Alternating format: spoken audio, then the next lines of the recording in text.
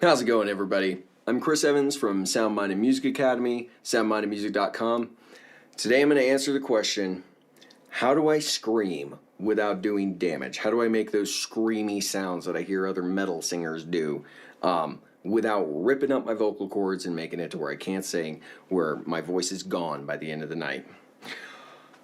The answer is you have to learn to have a good singing voice underneath the screaming. First off, if you don't have some underlying technique, if you're not able to relax and make the notes that you're trying to sing, and I mean quiet and clean, then you can't really put a scream on top of that and make it work.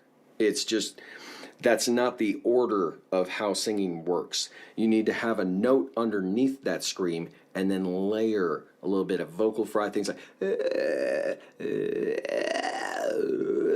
that's vocal fry. You're going to use that, relax your voice into those screaming sounds. You're not pushing and shoving. That's not how it's done, all right? So what you're going to do is you're going to learn to sing underneath of those screaming sounds. And then you're going to layer a little bit of vocal fry. You can add a little bit of pressure from your lower diaphragm and control with your upper diaphragm. And you can learn to amplify your voice and really get some of those sounds that you might be interested in. So say if you like Alice in Chains, Lane Staley.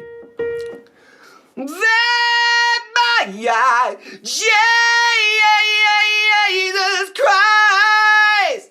Now, if you want to be able to belt, and that's what you consider screaming, then what that's going to involve is learning to relax your vocal cords, relax your face, your neck, shoulders, and you're going to have to learn squeeze pretty hard. Most of these techniques are going to require a lot of power and a lot of control.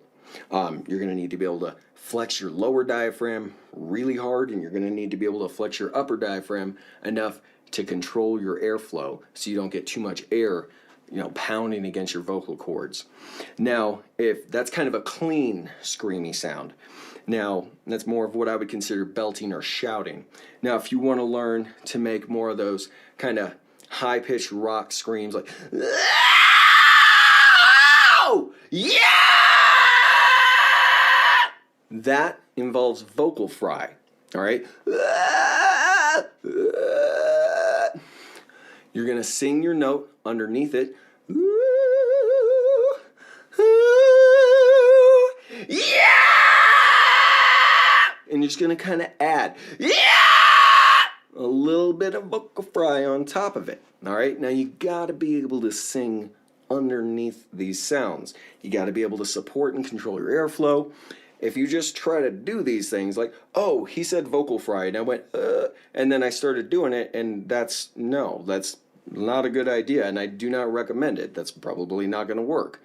There's a lot to it, and you got to be able to learn to sing before you start screaming, or there's not going to be sound underneath your scream, and there's not going to be breath support under there to keep your vocal cords safe.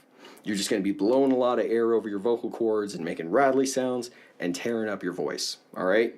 So, another really cool singer, I'll kind of leave you with this, is Chris Cornell from Soundgarden. I've always thought he had a really cool range and a lot of different tones he could work with. A little bit from the song Outshine. Show me the power, child. I like to say that I'm up on my feet again. Oh, I'm feeling outshine, outshine, outshine, outshine. Wow, yeah. Now, that wasn't practiced. I didn't really work on that. But you can hear how much you can put over top of your voice, how much you can really distort your tone and get those really cool screamy sounds. And you can do that without tearing up your voice, without tearing up your vocal cords.